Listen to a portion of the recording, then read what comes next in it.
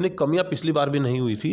हाँ, जनता जरूर किसी बहकावे में आ गई थी। अच्छा। और मैं साफ साफ कहना चाहता हूं कि बहकावे की वजह से ही जिस प्रकार से बीजेपी ने जो प्रपंच रचा और जो बहकाने का और लोगों को गुमराह करने का काम किया, उसमें लोगों को लगा कि शायद वास्तव में कुछ गलत कर रही है कांग्रेस पार्टी की। बात कर रहे हैं। पहली बात तो ये है, उनको नेता नहीं मिल रहे, उनको प्रत्याशी नहीं मिल रहे हैं।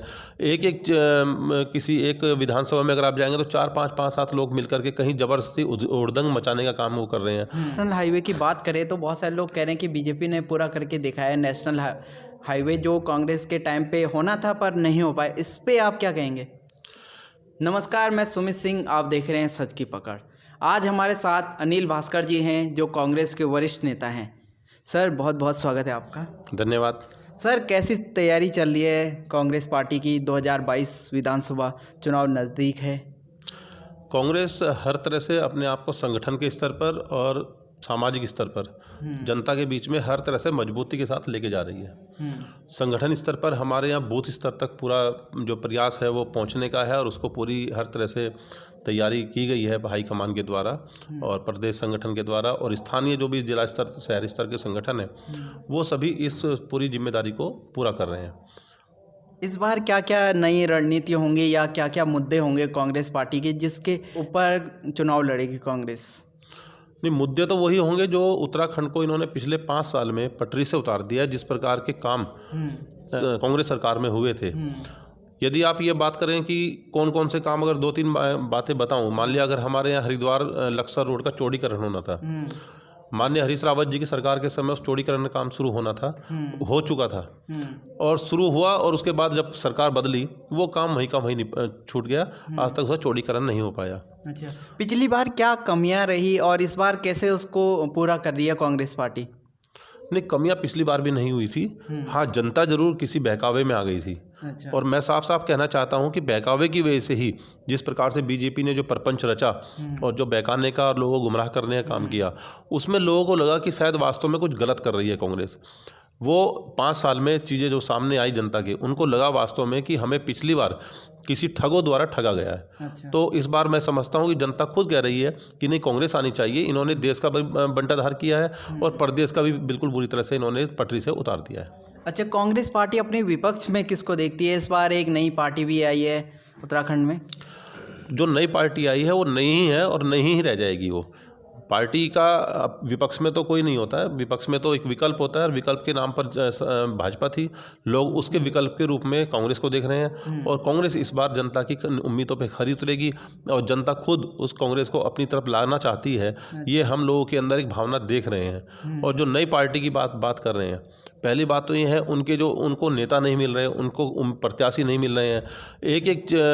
किसी एक विधानसभा में अगर आप जाएंगे तो 4-5 लोग मिलकर के कहीं जबरदस्ती उड़दंग मचाने का काम वो कर रहे हैं। जो पोस्टर बैनर वगैरह उसके द्वारा अपना माहौल बनाने का काम कर रहे हैं।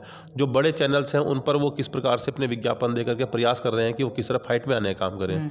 हम फिर भी कह रहे हैं, पहले भी कहा था, वो जो नई टीम, वो नई पार्टी है, वो जो ओवैसी है उसी की तरह से वो बीजेपी की बी टीम है और वो सिर्फ उतना चाहते हैं कि किसी भी तरह से 500,000 वोटों का नुकसान कांग्रेस पार्टी का किया जाए। लेकिन उस बार जहां तक हमें उम्मीद है वो चीज़ें नहीं होने वाली। जनता पूरी तरह जागरूक है। अच्छा, आप सोशल मीडिया पे बहुत चर्चे में रहते हैं, क्या इस बार आप चुनाव लड़ेंगे? हमें बिल्कुल, अगर पार्टी मौका देगी तो हम लोग उसके लिए तैयारी में हैं। सोशल मीडिया पे ही नहीं, हम जनता के बीच में भी चर्चाओं में हैं और जनता के बीच भी हम लगातार संपर्क में हैं। अच्छा, हरिद्वार में बीजेपी का वर्चस्व ज़्यादा रहता है, तो ऐसे में कैसे आप इसको तोड़ेंगे? देखिए, जिस प्रकार से पिछले 20 सालों में यहाँ पर, और ख़ास तौर से 20 सालों के बाद क्या, पिछले 15 सालों में ख़ास तौर से मैं पहला जो उनका टर्म था मैं उसमें तो नहीं कहूँगा, लेकिन हाँ, पहले टर्म के बाद उन्होंने, जो स्थानीय विधायक हैं, उन्होंने जिस प्रकार से यहाँ पे शराब का और मतलब एक इस तरह का कॉकस बनाया कि लोग मुद्दा भूल जाते हैं। और जब चुनाव आता है तो उस समय सिर्फ एक सड़कें बनाना, और ऐसा होता है इस शहर को नया नया सा रंग रोगन सा करके इस तरह से ऐसा महसूस कराते हैं कि जैसे शहर बहुत बढ़िया शहर हो गया है। और जैसे ही चुनाव खत्म होते हैं और उसके बाद फिर वही हम 4-4.5 साल टूटे हुए शहर में, बिना शिक्षा वाले शहर में, बिना स्वास्थ्य वाले शहर में। तो इस प्रकार की सेवा यहाँ पर जब नहीं है, हमारे पास सुविधाएं नहीं है, इस बार हमने उसमें थोड़ा नया कुछ किया है। नया यह है कि हम लोग जा रहे हैं जनता के साथ पास में, उनको बता रहे हैं कि आपको मुद्दों पर ध्यान रखना है कि आपने किन मुद्दों पर वोट देना है। ये बात सही है कि इससे पहले हमारे जो कार्यकर्ताओं को भी इस बात का एहसास हुआ कि जब हम लोग गए तो उन्होंने कहा कि नहीं, इससे पहले इस तरह की वर्किंग नहीं हुई। तो जो पिछले 15 सालों में वर्किंग नहीं हुई थी वो इस बार हम लोग कर रहे हैं कि जनता के बीच जा रहे हैं, उनको लिखित में हम लोग उनको बता रहे हैं कि हमारे पास ये मुद्दे होने चाहिए। इन मुद्दों की वजह से हमारा शहर पिछड़ा हुआ है। इन मुद्दों की वजह से ही हम लोग क्या करते हैं, 4.5 साल टूटी हुई सड़कों पर चलते हैं। 5 महीने 6 महीने हमें अच्छी सड़कें मिलती हैं, उसके बाद वो भी चुनाव के समय मिलती हैं। कितना बड़ा दुर्भाग्य है कि जिस हरिद्वार शहर में हर 6 साल में सड़कें बनती थी कुंभ और अर्धकुंभ के बजट से, ये पहला कुंभ है जिसमें कि कुंभ निपट गया और हरिद्वार शहर की गलियों की सड़कें नहीं बनी। लोग वो सिर्फ इसलिए कि उनको पता है कि जब हम सड़क बनाएंगे तो वो 2 महीने 3 महीने से ज़्यादा नहीं चलेंगी, तो चुनाव के समय बना देंगे जिससे कि लोगों को लगे कि हाँ अच्छी सड़कें बन गई हैं। और वो सड़कें अभी से टूटने लगी हैं, जो 2 महीने पहले बनी थी दिवाली से, और अब तक जो सड़कें बनी हैं वही टूटने लगी हैं। तो वो सब चीज़ों को इस बार हम लोग जनता के बीच में, और हमारा सबसे बड़ी बात यह है, कांग्रेस का कार्यकर्ता इस बार उत्साह में है, उसको लगता है कि हम इस बार परिवर्तन कर देंगे और होगा। अगर नेशनल हाईवे की बात करें तो बहुत सारे लोग कह रहे हैं कि बीजेपी ने पूरा करके दिखाया है नेशनल हाईवे जो कांग्रेस के टाइम पे होना था पर नहीं हो पाया, इस पे आप क्या कहेंगे? नेशनल हाईवे काम का नोटिफिकेशन मई 2009 में हुआ था और मई 2009 के बाद 2012 तक भाजपा की सरकार रही। उसमें सबसे पहला एक काम होता है जो स्थानीय स्तर पर अधिकारी करते हैं, डीएम और एसडीएम वगैरह, जो भूमि आध्यात्मिक अधिकारी होता है, जो लैंड ऑफिसर होता है, उसका काम होता है ज़मीन को एक्वायर करके केंद्र सरकार को सौंपना, यानी कि नेशनल हाईवे अथॉरिटी को सौंपना। 2010 से लेकर के 2012 तक वो काम नहीं हुआ। जबकि इस बीच में अगर लोगों को याद हो तो हमारे यहाँ मेरठ से लेकर के, जहाँ पे वो काम रुका था, जहाँ तक नेशनल हाईवे पहले बन चुका था, मुजफ्फरनगर से लेकर के और गुरुकुल नारसन के बॉर्डर तक सड़क 4 लेन बन चुकी थी। और हमारा जो काम था मैक्सिमम वो हरिद्वार ज़िले में बच गया था, शुरू भी नहीं हो पा रहा था। उसका कारण ये था कि 2010 से लेकर के 9-10 से लेकर के 2012 तक वो ज़मीन एक्वायर करके, जब निशंक जी की सरकार रही, खंडू जी की सरकार रही, वो राष्ट्रीय राजमार्ग अथॉरिटी को नहीं दी उन्होंने। इस वजह से काम लेट हुआ। जब रावत जी मुख्यमंत्री बने, वो काम बहुत तेज़ी से कन्वर्ट किया गया। वो काम तेज़ी से कन्वर्ट करके और उसको बहुत तेज़ी से उस ज़मीनों को एक्वायर करके और वो नेशनल अथॉरिटी को दिया गया। लेकिन उसके बाद एक काम और भी हुआ कि इसी बीच में मोदी जी वहाँ प्रधानमंत्री बन गए। जब मोदी जी प्रधानमंत्री बने तो उन्होंने फंड देने को तैयार नहीं हुए नेशनल अथॉरिटी के लिए, और उसको जब वहाँ पे उन्होंने ठेकेदार को केस में उलझा करके यहाँ इस क्षेत्र का काम रुकवाया जो उत्तराखंड में पड़ता था। वो क्षेत्र की जनता से, यानी कि उत्तराखंड की जनता से उन्होंने एक तरह से दुश्मनी निकाली कि आपने हमारी सरकार नहीं बनाई, कांग्रेस सरकार बनाई। तो उन्होंने उसकी वजह से उस काम को उलझाया, पुराने ठेकेदार को केस में उलझा करके जेल भिजवाया, फिर दूसरे ठेकेदार किए, उसको भी 2-2 टुकड़ों में बांटा। तो इस प्रकार के काम करके जो राजनीतिक अखाड़ा यहाँ पर बनाया गया, उसको जो है वो इसकी वजह से लेट हुआ। कांग्रेस की वजह से लेट नहीं हुआ। कांग्रेस ने जब पहले उनकी सरकार थी, केंद्र में सरकार रही या स्टेट में सरकार रही, उन्होंने जितना काम किया उसकी वजह से आपका राजमार्ग था वो कंप्लीट हुआ। बल्कि ये भी कहेंगे अखिलेश सरकार ने, जब अखिलेश सरकार थी तो उसने भी, और उससे पहले मायावती सरकार ने भी यूपी के क्षेत्र की जो ज़मीनें थी वो जो एक्वायर करनी थी उसका काम तेज़ी से करके नेशनल अथॉरिटी को दिया, तो यूपी में वो सड़कें तेज़ी से बनी, उत्तराखंड में अटकी रही। तो ये काम जो है, ये कहानी जो रही वो बीजेपी सरकार की वजह से, और निशंक सरकार और खंडूरी के मुख्यमंत्री थे उन दोनों के समय की रही। अच्छा, अगर कांग्रेस की सरकार बनती है तो हरिद्वार की जनता के लिए आपके पास क्या वादे होंगे?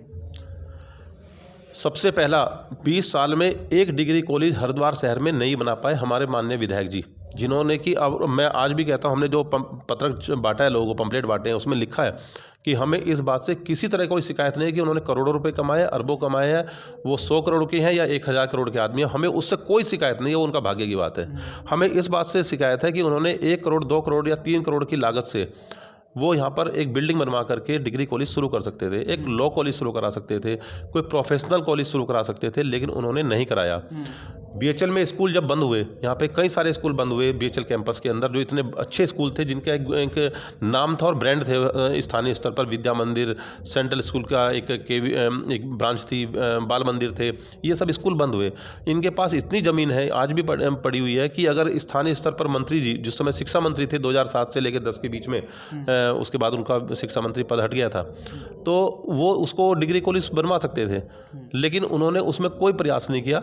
और हमारा जो पहला काम होगा ये होगा कि शिक्षा के रूप में कम से कम 2 से 3 डिग्री कॉलेज यहाँ बने, उसमें प्रोफेशनल कोर्सेज शुरू हों, उसमें लॉ कॉलेज बने, उसमें ऐसे कोर्सेज शुरू हों जैसे BMLT, MLT वगैरह, ये सब चीज़ें इस तरह की तैयार हों।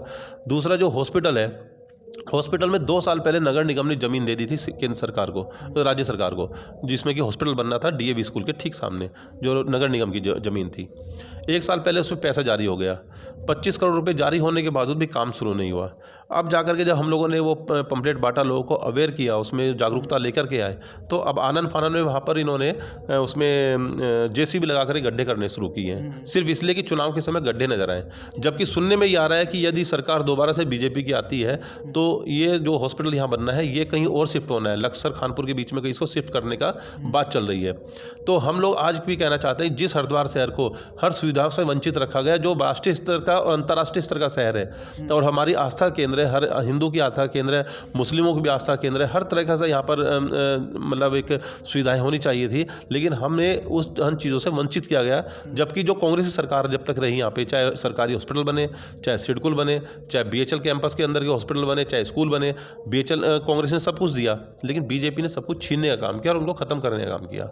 हम उन सब चीज़ों को दोबारा से स्थापित करेंगे। अच्छा, एक बार कही जाती है कि बीजेपी और कांग्रेस एक एक साल राज करती है और काम कुछ नहीं करती है, सिर्फ आरोप लगाने के अलावा।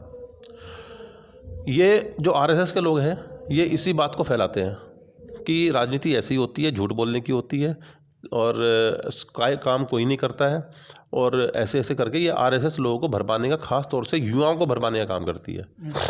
अगर आप ज़मीन पे देखें तो सिडकुल किसने लगाया? कांग्रेस शासन में लगा। बीएचएल किसने लगाई? कांग्रेस शासन में लगी। अगर बात हो सरकारी हॉस्पिटल किसके बने? वो कांग्रेस शासन में बने। आईडी बिल किसने लगाया? कांग्रेस समय लगा। अगर आप ऐसे बहुत सारे जितने देहरादून के अंदर बड़े बड़े जो इंस्टीट्यूट्स बने हैं और जो बड़े बड़े संस्थान बने हैं, एफआईआर जैसे और बहुत सारे इंस्टीट्यूट्स हैं जो सरकारी इंस्टीट्यूट्स हैं, वो किसने बनाया, किसके समय बने? तो वो कांग्रेस शासन में बने। तो अगर मान लिया उसके बाद भी लोग ये बोलते हैं कि सभी पार्टियाँ या आरएसएस भरमाती या लोग उसको समझते हैं, तो मैं कहता हूँ कि फिर लोगों को समझना चाहिए अपनी दिमाग से सोच करके कि किसके समय में बने। हम एक बात छोटी सी कहना चाहते हैं कि 2014 से पहले 4000 करोड़ का मुनाफे में बीएचएल कंपनी थी। उससे पहले जब अटल जी की सरकार आई थी तब भी इसको बेचने की बात चल रही थी।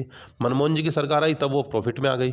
फिर जब 4000 करोड़ में उसको प्रॉफिट में छोड़ा 2014 में यूपीए सरकार ने, मनमोहन सरकार ने, और उसके बाद फिर नुकसान में आ गई। तो किसके समय में काम हुआ और किसके समय फ़ायदे में कंपनियां गई और किसके समय में नुकसान में आई, तो ये लोगों को सोचना पड़ेगा। अगर लोग नहीं सोचेंगे तो फिर तो वो लोग जो गुमराह हो रहे हैं फिर होते रहेंगे, उसमें उन्हीं का नुकसान है, उनके आने वाली पीढ़ी का नुकसान है। सर, आखिरी संदेश क्या देना चाहेंगे आप जनता को, जो भी व्यूअर्स आपको देख रहे हैं? संदेश क्या, मेरा तो निवेदन है कि जनता जो गुमराह होने की स्थिति में रहती है, जो गुमराह होते हैं, उनको खुद पढ़ना पड़ेगा। वो खुद आंकड़े समझे, जनता आंकड़े समझे किसके समय में काम हुआ है। ये वाली बात नहीं कि हर नेता झूठा होता है, हर नेता, कोई नेता काम नहीं करता है, ऐसी बात नहीं है। काम को समझे, किस सरकार के समय में काम हुआ, किस समय में स्थापना हुई, कि किसकी चीज़ों की, किस समय में क्या क्या चीज़ें समाप्त हुई, किन की सरकार के समय में आपको नशे, आपके बच्चे बर्बाद हुए, नशे की आदत में पड़े, किसके समय में आपके पास स्कूल कॉलेज थे, किसके समय में नहीं थे। ये सब आप खुद से सोचें। आप खुद को, अगर आपको नहीं जानकारी है तो अपने बड़ों से पूछें कि ये सड़क कब बनी थी, किससे पहले नहीं बनी थी, तो खुद जानकारी लेने का काम करें। मैं तो निवेदन करता हूँ हर लोगों से कि अगर आपके पास खुद की सूचना नहीं है, अपने बड़ों से, दादा दादी से, पापा से, पड़ोस में कोई बड़े हों तो उनसे पॉलिटिकली ना पूछें, जानकारी के लिए पूछें, तो आपको समझ में आएगा किसकी सरकार के समय में क्या काम हुए थे। और अगर जिस प्रकार की बातें करते हैं कि मंदिर मस्जिद हिंदू मुस्लिम, उससे बाहर निकलने का काम करें। आंकड़े समझे। अभी हाल ही में स्वास्थ्य विभाग के एक आंकड़े जारी हुए हैं जिसमें करीब 10 से 11% मुस्लिम आबादी नीचे आई है पहले से, उनके अंदर प्रजनन क्षमता कम हुई है। और ये 2011 से लेकर अब तक की है, ऐसा नहीं कि मोदी सरकार के समय के आंकड़े हैं, उससे पहले के आंकड़े सरकार ने अभी जारी किए हैं 10 साल की रिपोर्ट में जो करते हैं वो लोग। तो वो सब चीज़ें लोगों की सामने ये लाते नहीं है जानबूझ के, जिससे कि लोगों को गुमराह करने का काम करते रहें। तो ऐसी बहुत सारी चीज़ें हैं जिसमें कि लोगों को समझने की ज़रूरत है। आप 3 तलाक लेकर के आए, तो 3 तलाक खाली मुस्लिमों तक ही सीमित क्यों है भाई? 3 तलाक हिंदुओं में भी होना चाहिए कि भाई आज की तारीख में जो तलाकों के इतने केस बढ़ रहे हैं, हमारे हिंदू परिवारों में इतने डिस्प्यूट बढ़ रहे हैं, उनको एक संस्था होनी चाहिए जो उन डिस्प्यूटों को दूर करे, उनको सही करे। हमारे समाज में जो सब चीज़ें, इतना कलह बढ़ रहा है घरों के अंदर, उन सब चीज़ों पर भी चिंतन होना चाहिए, चिंता होनी चाहिए। हम दूसरे घर देख रहे हैं, अपना घर हमारा ठीक नहीं हो रहा है, और वो लोग हमें ज़बरदस्ती अपने घरों की समस्याओं को छोड़ करके पड़ोस की समस्याओं को दिखाना चाहते हैं, जिससे कि हम लोग अपने घर की समस्या समस्याओं को भूल जाएं और वो हमारा दोहन कर सकें, हमारा दुरुपयोग कर सकें। तो लोगों को खुद अपने दिमाग से सोचना पड़ेगा, तभी हम लोग सही दिशा में और सही सत्ता के साथ और सही भविष्य के साथ आगे बढ़ सकेंगे। तो ये थे अनिल भास्कर जी। सर बहुत बहुत धन्यवाद आपका। तो आपको कैसे लगा इनसे मिलके, और हमने जानी कि कांग्रेस की किस तरीके की तैयारी है 2022 विधानसभा की। बने रहिए मेरे साथ, आप देख रहे हैं सच की पकड़।